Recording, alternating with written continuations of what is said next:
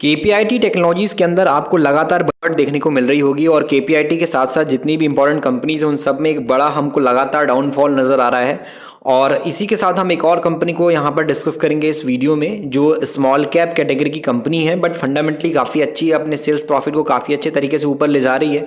तो आने वाले टाइम के हिसाब से इस कंपनी के फ्यूचर ग्रोथ को समझते हुए, कंपनी के जो फंडामेंटल के पॉइंट पे सेल्स प्रॉफिट का ग्रोथ है उसको ध्यान रखते हुए यहाँ पे कंपनी स्टडी करने के लिए काफ़ी इंपॉर्टेंट नज़र आती है। तो उसी पॉइंट के हिसाब से हम यहाँ पे जो स्टडी के पर्पज़ से इस कंपनी के बारे में बात करेंगे केपीआईटी के साथ में। बट कोई भी एडवाइस नहीं रहेगी कि आप उस एक स्मॉल कैप को खरीद लो या फिर केपीआईटी खरीद लो, ऐसा कुछ नहीं है। इस वीडियो में हम जो भी बात करेंगे वो आपको एक जानकारी के हिसाब से और जो भी नॉलेज देने के हिसाब से वो हमको आपको बताएंगे। कोई भी एडवाइस स्टॉक खरीदने की इस वीडियो में आपको किसी भी तरीके से नहीं दी गई है। मेरे अलावा अगर आपको कोई और दूसरा इंसान भी बोलता है कि आप ये स्टॉक को खरीद लो, इसमें बहुत पैसा बनेगा या फिर इसमें स्टॉक के अंदर गिरावट होगी, बेच दो, तो वो सब आपको किसी के बोलने पर नहीं करना है। अपना खुद का भी दिमाग यूज़ करना है, क्योंकि सामने वाले ने पैसा नहीं लगाया, आपने पैसा लगाया हो। तो अगर शेयर नीचे गया तो आपका लॉस है, अगर शेयर ऊपर गया तो आपका प्रॉफिट है। अब उसने बोल दिया, बोलने वाले का कुछ नहीं जा रहा है, ना तो उसने कहा लॉस हो रहा है और ना ही प्रॉफिट हो रहा है, जो होगा वो आपके साथ होगा।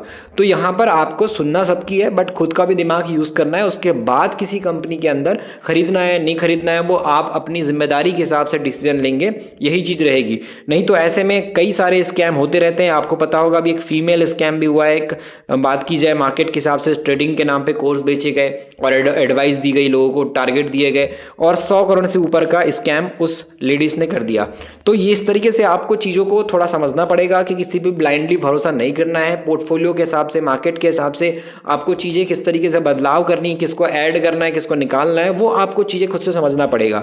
नहीं तो स्कैम होते रहेंगे। अब आप बताओ, आप समझदार इंसान, तो ट्रेडिंग वालों को तो बहुत समझदार बोला जाता है। ट्रेडिंग वाले बहुत स्मार्ट होते हैं, इन्वेस्टमेंट में तो ज़्यादा दिमाग लगाना नहीं पड़ता, ट्रेडिंग में तो आपको डेली दिमाग लगाना पड़ता है, चार्ट एनालिसिस करना पड़ता है। जब आप इतने स्मार्ट अपने आप को मानते हो तो फिर लोगों के लाखों के कोर्स क्यों ले रहे हो? लोगों की एडवाइस को आप क्यों मान रहे हो? एकदम खुद स्मार्ट हो तो स्मार्ट टाइप की हरकत करो ना। बेवकूफ़ी क्यों कर रहे हो आप?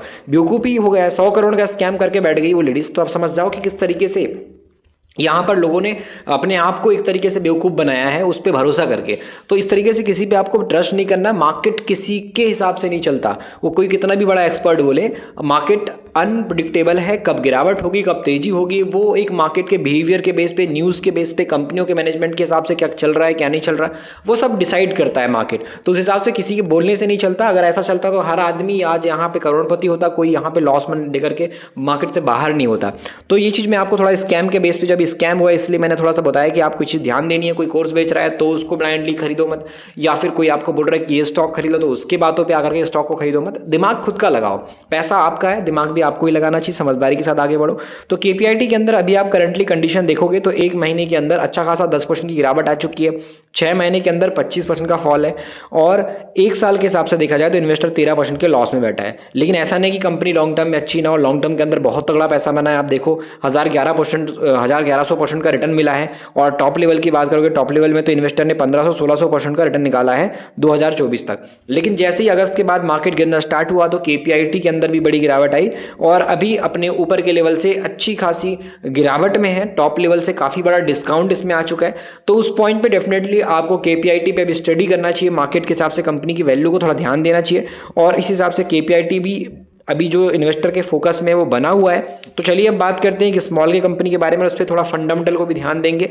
स्मॉल कैप के नाम के साथ साथ कंपनी की वैल्यू को और कंपनी सेल्स प्रॉफिट में कैसी ग्रोथ कर रही है उस चीज़ को समझने वाले हैं। तो चलिए उस स्मॉल कैप के बारे में अब थोड़ा सा यहाँ पे डिस्कस कर लेते हैं। तो मैं इस वीडियो के अंदर बात कर रहा हूँ नेटवेब टेक्नोलॉजीज लिमिटेड के बारे में, और नेटवेब भी आईटी बेसिस पे काम करने वाली कंपनी है और एक स्मॉल कैप कंपनी है जिसका मार्केट साइज अभी 9000 करोड़ के आसपास का है। तो ऐसी कंपनीज थोड़ी सी रिस्की होती हैं, बड़ी कंपनीज होती हैं। उनके कंपेयर में अगर आप ऐसी कंपनीज को देखोगे तो इनके अंदर जो गिरावट का परसेंटेज रहता है वो काफ़ी हाई होता है। अगर आप 1 महीने के अंदर देखो तो 10% की गिरावट नेटवेब के अंदर आ चुकी है, 6 महीने के अंदर 40% से भी ज़्यादा की गिरावट आ चुकी है, और 1 साल के टाइम पीरियड के हिसाब से बात करें तो इन्वेस्टर को 4.5-5% का लॉस है। अगर हम मार्केट के अंदर इसकी लिस्टिंग प्राइस के अकॉर्डिंग बात करेंगे तो यहाँ पर इसकी लिस्टिंग हुई थी, देख सकते हो आप, डेट के हिसाब से 28 जुलाई 2023 को। उसके बाद इसने टॉप लेवल तक जो हाई बनाया वो आप यहाँ पे देख सकते हो 200% से ऊपर का था, 211% तक का रिटर्न मिला है। 22 नवंबर 2024 तक इन्वेस्टर इस कंपनी में प्रॉफिटेबल था। उसके बाद लॉस होना स्टार्ट हुआ और स्टार्ट होने के बाद अब आप देखोगे तो टॉप लेवल से अगर आप देखते हो तो काफी बड़ी गिरावट है, जो कि 45% के आसपास की गिरावट है। 45% पैसा टॉप लेवल से दिसंबर के बाद से मार्च तक खत्म हो चुका है। लोगों का पैसा 50% के आसपास लगभग मान लीजिए अब इसमें जीरो हो गया है।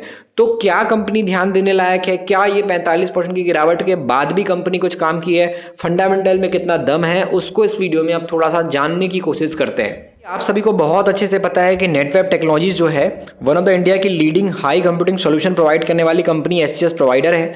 और इस कंपनी का जो मार्केट कैप है वो 9000 करोड़ के आसपास का है और एक साल के अंदर इसने 1300 से जो है 3000 तक का हाई लगाया था। लेकिन 3000 रुपए के हाई लगाने के बाद अब ये 1500 के आसपास आ गया, मतलब 50% के आसपास ये क्रैश हो गया है अपने टॉप लेवल से। मार्केट के हिसाब से स्टॉक का पी अभी भी 89 का है, तो मार्केट में काफ़ी सस्ता नहीं हुआ है अभी वैल्यूशन के पॉइंट से। ठीक ठाक वैल्यूशन इसमें आपको दिखाई दे रहा होगा। इसका आरओसी आरओई देखेंगे तो 38 से 29% के आसपास का है, यानी कि रिटर्न ऑन कैपिटल एम्प्लॉयड की बात करें या फिर हम बात करते हैं रिटर्न ऑन इक्विटी की तो उसमें भी एक ठीक ठाक परसेंटेज नजर आएगा। डेट वगैरह आईटी कंपनी में ज़्यादा होता नहीं है, तो उस पॉइंट पर आपको डेट टू इक्विटी 0.02 नजर आ रहा होगा। डेट इसके ऊपर 8 करोड़ 44 लाख का है। तो उसी के अगेंस्ट में जो कंपनी के पास रिजर्व रखा हुआ है ये 445 करोड़ का है। तो आप मार्केट के अंदर देख पाओगे कंपनी के पास जो बचत है, जो रिजर्व है, काफ़ी अच्छा देखने को मिलता है। और इसके अंदर जो प्रमोटर की होल्डिंग है वो भी आपको 71% के आसपास की नजर आएगी और प्लेज परसेंटेज 0 देखने को मिलेगा। तो किसी भी तरीके से कंपनी के जो प्रमोटर है उनके शेयर आपको गिरवी देखने को नहीं मिलेंगे। प्लस कंपनी की जो सेल्स की ग्रोथ आप देख रहे हो वो 72% से है। प्लस कंपनी की जो प्रॉफिट की ग्रोथ देख रहे हैं वो भी 78% से है। तो मार्केट वाइज सेल्स और प्रॉफिट दोनों कंपनी का एक अच्छे खासे हेल्थी ग्रोथ के साथ बढ़ रहा है। लेकिन शेयर प्राइस जो है कंपनी का वो लगातार डाउनग्रेड में जा रहा है। और आप यहां पे देख पाओगे कि 3 महीने वाला 45% के लॉस में है, तो 6 महीने वाला 38 से 39% के लॉस में बैठा है। तो कहीं ना कहीं नेटवेब के अंदर इन्वेस्टर काफ़ी ज़्यादा आपको परेशान होता नजर आएगा। लोग गिरावट हो रही है उस वजह से कंपनी में डरे हुए हैं। लेकिन अगर आप इस कंपनी की गिरावट के साथ साथ कंपनी के फंडामेंटल को देखते हो तो सबसे पहली चीज़ तो डेट फ्री कंपनी, 5 साल की प्रॉफिट ग्रोथ अच्छी, 3 साल का आरओई अच्छा, प्लस आईटी हार्डवेयर के बेस पे जो किस कैटेगरी में काम कर रही है, जो कंप्यूटर हार्डवेयर में जो कंपनी काम कर रही है, तो यहाँ पे जो हार्डवेयर सेगमेंट है इसके हिसाब से आप देखेंगे तो कंपनी का जो रिजल्ट आया था सेल्स के बेस पे, अभी लास्ट हमने क्वार्टर देखा था उसमें 250 करोड़ से 300 करोड़ कंपनी की सेल्स गई थी। कंपनी का प्रॉफिट 26 करोड़ से 30 करोड़ गया था। और ईयरली बेस पे यहाँ पे जो प्रॉफिट है कंपनी का 4 क्वार्टर जोड़ करके, तो वो प्रॉफिट भी आप देखो तो लगातार ग्रोथ में है। नेट प्रॉफिट कंसिस्टेंट तरीके से आपको बढ़ता नजर आएगा। तो मार्केट वाइज अगर हम कंपनी की सेल्स प्रॉफिट ग्रोथ को देखते हैं या कंपनी के अंदर जिस तरीके से मार्केट के अंदर कंपनी का जो गिरावट का परसेंटेज अभी नजर आ रहा है उस हिसाब से देखते हैं तो कंपनी डेफिनेटली इन्वेस्टर के पॉइंट से ध्यान दी जा सकती है।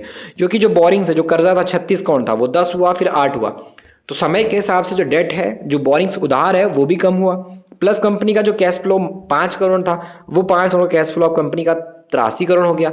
तो पैसे जो आ रहे जा रहे हैं कंपनी में, प्रॉफिट हम देख रहे हैं तो प्रॉफिट कंपनी का कैश के रूप में दिखाई भी दे रहा है। तो प्रॉफिट कैश के रूप में दिखना बहुत अच्छी बात होती है किसी भी कंपनी के लिए, और वो प्रॉफिट जो हम देख रहे हैं वो कैश फ्लो में हमको दिखाई दे रहा है, तो एक अच्छी बात कंपनी में है।